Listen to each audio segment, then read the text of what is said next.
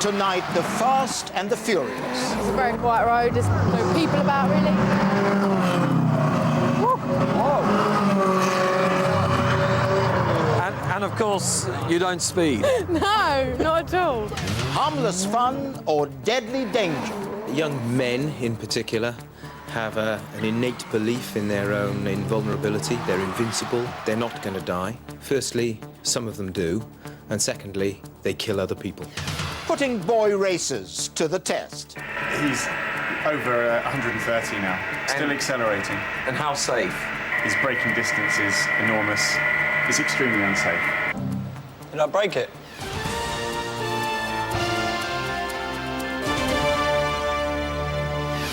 Good evening. It's become a familiar sight in car parks and on roads across Britain. Groups of so-called boy racers gathering to perform daredevil stunts and race their high-performance cars at astonishing speeds. They claim they're simply car enthusiasts having fun. But people who live nearby say they're terrorizing our streets and they're fed up with the noise and the danger. Some police authorities insist tackling this boy racer culture is a priority. And recent figures show that a quarter of all dangerous driving convictions are against drivers under the age of 21. Mark Jordan has been investigating.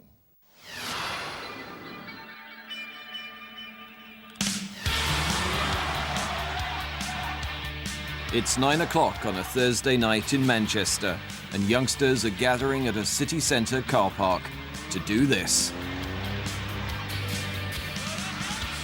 It's a scene that's replicated in towns and cities across the UK. So-called boy racers with one thing on their mind: speed. Access kids have today to fast cars is just incredible. Take your stock car, you borrow your mum's Honda Civic, that'll do 110, easy, no problem. In my days, you know, the Corsair that would struggle to reach 65 and then explode.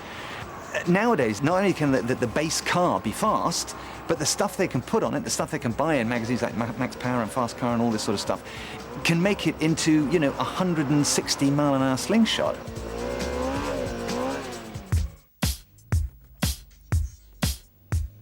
Rob and Lisa are regulars at their local car park in Croydon. Like so many others, they've spent thousands souping up their cars. A lot of bling in there. Yeah. This is the pride and joy. This is my pride and joy. It's just a hobby, really. It's something I enjoy doing. I love to see a nice-looking car. 2.2 turbo, pushing out just over 300 brake. Out the back, we've got two 15-inch kicker subs. Whoa, the speakers. And yeah, they like to rumble a little bit. What sort of speed have you got it up to? I've had 160. 160? Yeah, then my bottle went.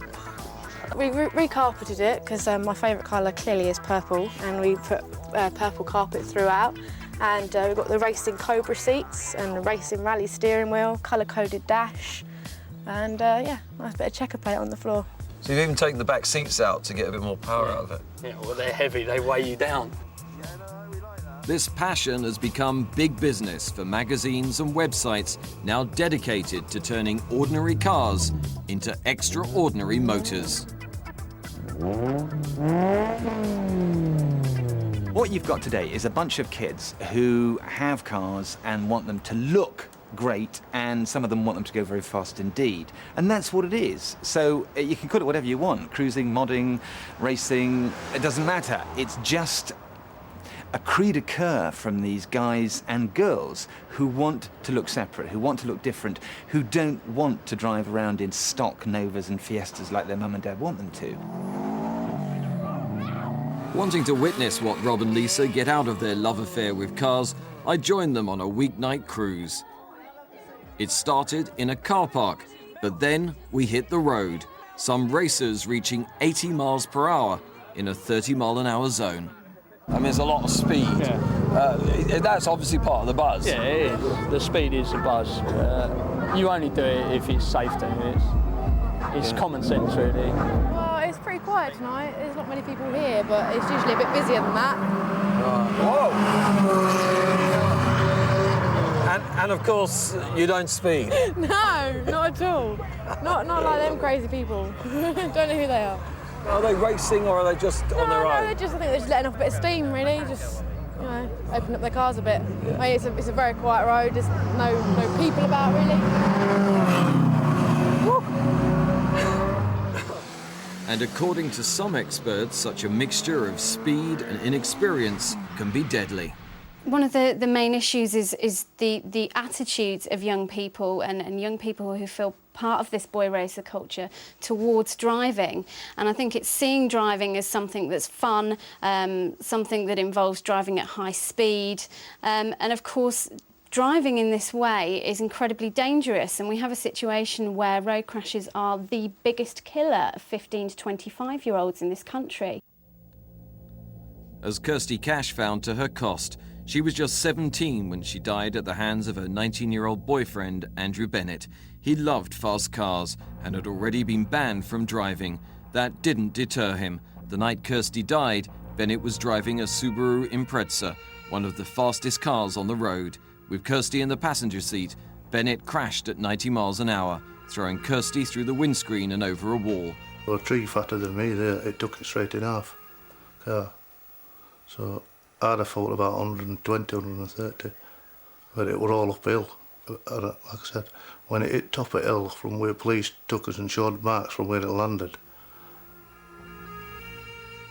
Stan's haunted by not demanding his daughter stay away from fast cars.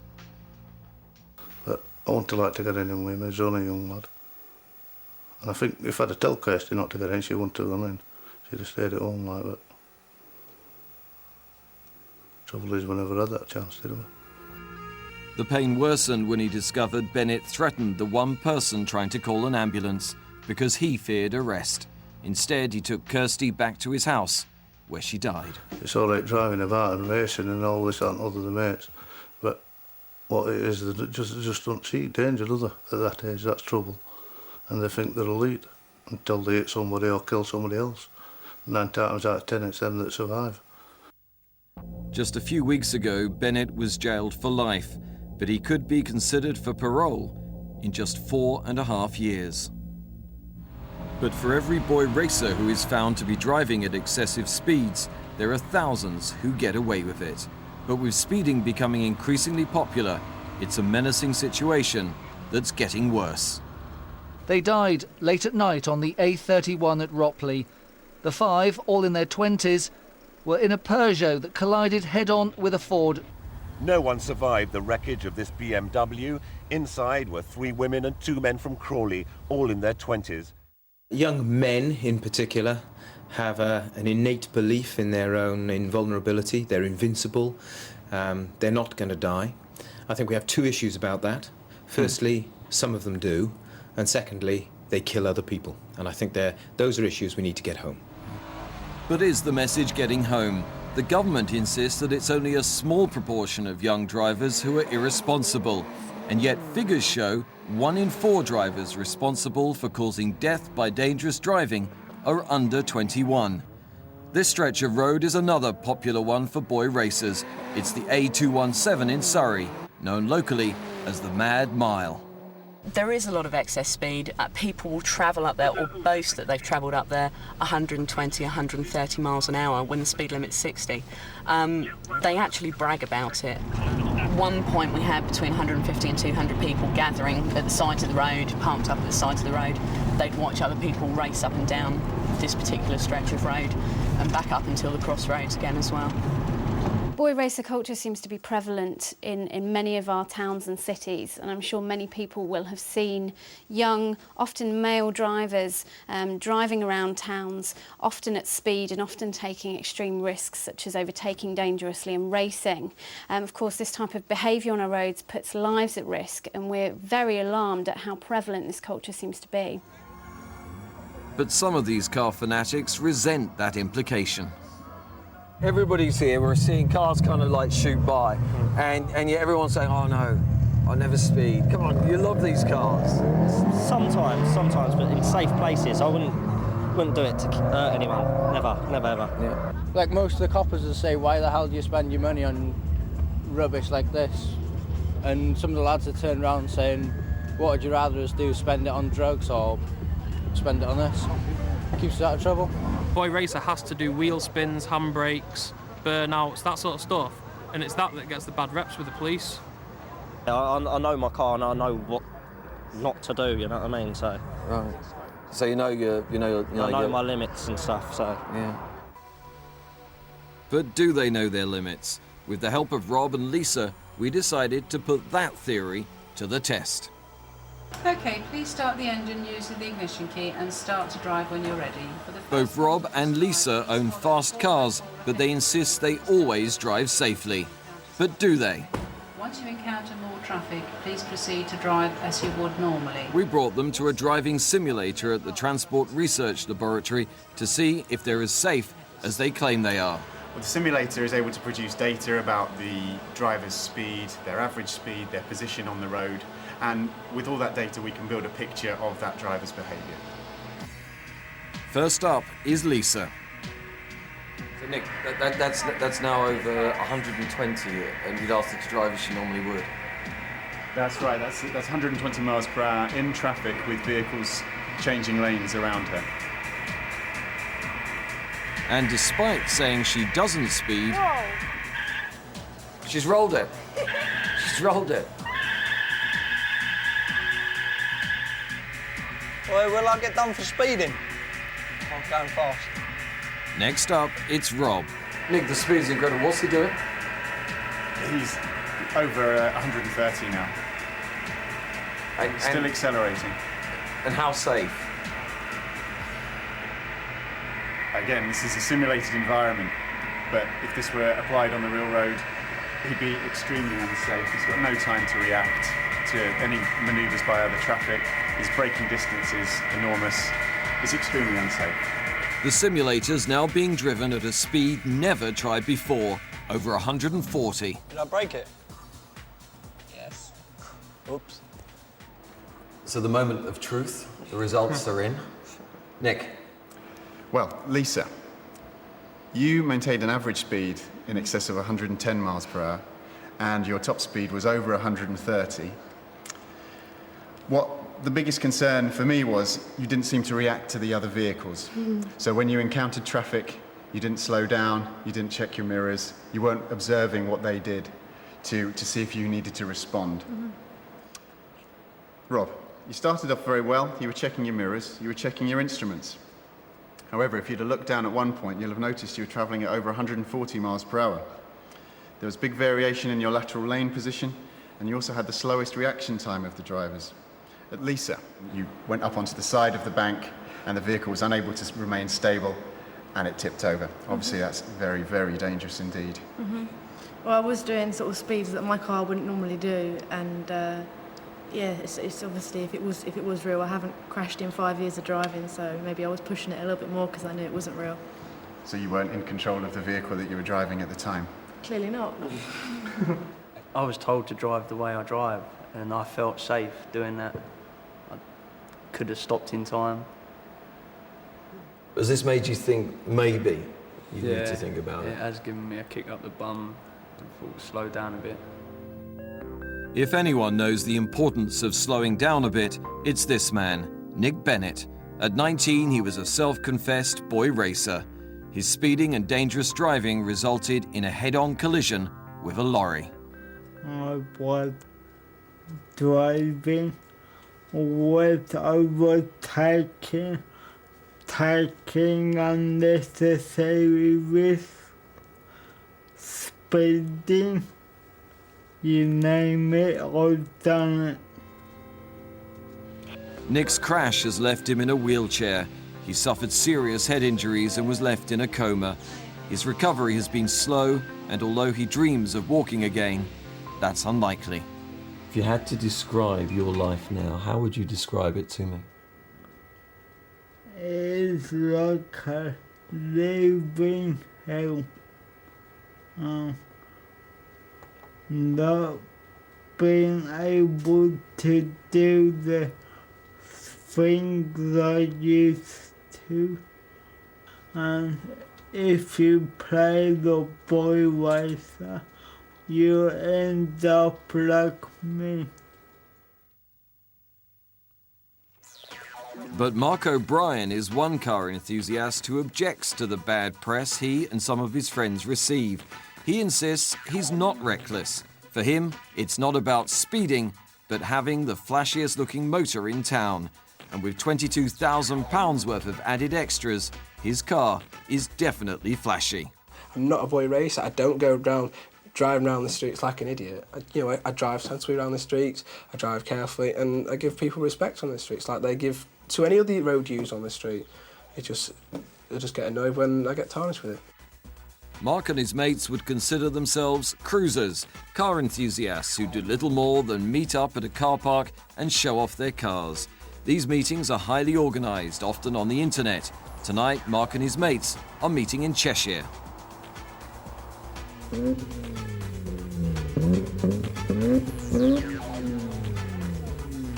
But what was supposed to be an innocent get-together soon has its daredevils. The real boy racers are here, determined to put on a show.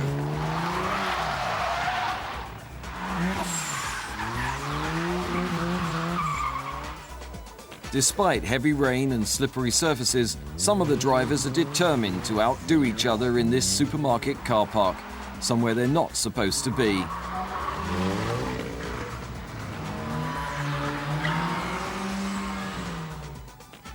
The situation gets so bad that soon the police arrive, bringing the evening to an abrupt end. But it's not just in car parks these boy racers like to meet up. More and more, they're hitting the roads and residential areas, eager to show off how flash and fast their cars can be. This footage was filmed by one angry Croydon resident who was so fed up with the situation that he set up his own surveillance operation. They arrive over a 4-hour period, about hundreds with loud stereos, people shouting, standing around, drinking. But the roads become blocked, and the road system, which has a lot of commercial traffic at night, becomes impeded and makes a lot more traffic noise. According to Desmond, the situation for locals is unbearable, and despite efforts by the police, he fears the situation could get worse. Where there's the possibility of having a roundabout or a wide area, they'll do spins and, again, what they call drifts, where they have sort of major sort of screeching of the tyres and a lot of burning rubber. And literally sort of driving around to the point at which they nearly crash into each other or the crowd. Desmond hoped the surveillance footage he collected would spur the local authorities into action before someone was killed. We begged with the authorities and the police that, to do something before somebody got killed. And sadly, in May 2004, there was a 15-year-old boy from the near local area who was attracted to go down and see what was going on down there, and he was killed. And that was a great shock to everybody. Unfortunately, at that time, we said, well, this is the chickens coming home to roost, and hopefully that things will move on or calm down, or there'll be a better understanding of things after that. But there wasn't. But some experts believe there is a solution, and it's a simple one. Newly qualified drivers should have to prove they have the necessary skills and experience to drive powerful cars. And we think it's realistic to ask for a system of graduated driver licensing, which enables drivers to develop their skills and experience gradually over time. It means that there is a minimum period of 1 year for learning to drive. You pass a test, and then you have another period of being a provisional driver. Of 2 years, during which time you have certain restrictions placed upon you, and then you have to pass a second test after that, which means that there is a fairly long time period for drivers to develop their skills, to develop their experience, before they actually become a fully qualified driver. A workable solution, but is it enough? Some believe only a change in legislation will really have an impact. Prevent young drivers from driving powerful cars, limit the number of passengers they can carry, impose nighttime curfews. But that's a decision for Westminster, and so far it has refused to take action. A lot of cases of horrible fatalities recently, and there have been various groups saying that maybe we should have a year's testing, there should be curfews, there should be higher insurance and all of those. So people are bombarding you with all these ideas. What are you saying? No? I'm just not convinced that some of the things that are being suggested to me, for example, you know, it's suggested to me we should impose curfews on young drivers. Well, you know, the police then say to me, how would we enforce a curfew? How would we tell at a glance whether somebody was of a particular age or not when they were driving past us? People are saying that we should have, you know, higher standards of testing, but you know, we've already introduced higher standards of testing. What you have to do is to come up with measures that tackle the people who need to be tackled, but without penalising the hundreds of thousands of perfectly responsible drivers out there on the road. And so coming up with a proportionate response, an evidence-based response, is quite difficult. A lot of suggestions are made to me about what we should do about young drivers, but actually I keep saying to people, give me the evidence that those measures would work. And so far, the evidence hasn't been provided. But that's cold comfort to Elizabeth Davidson. She lost her 26-year-old daughter, Margaret, 5 months ago. She just qualified as a doctor at Oxford University. That was before she was killed by 19-year-old Nolan Hallworth, who was driving at speeds of 80 miles an hour in a 50-mile-an-hour zone. I don't think this was an accident, and I think we have to get away from calling these road deaths an accident, because if he'd killed her in any other way, it would have been, well, murder or manslaughter, but because he killed her with a car, that's an accident. Last month, Hallworth was sentenced to 4 years imprisonment for causing death by dangerous driving. It's a surreal thing. It's so beyond anything you think you'll ever see, is to be handed this carrier bag with a box in it and the label saying the remains of the late Dr. Margaret E. Davidson. You know, I carried her for 9 months and I wasn't well some of the time I carried her, I have to say.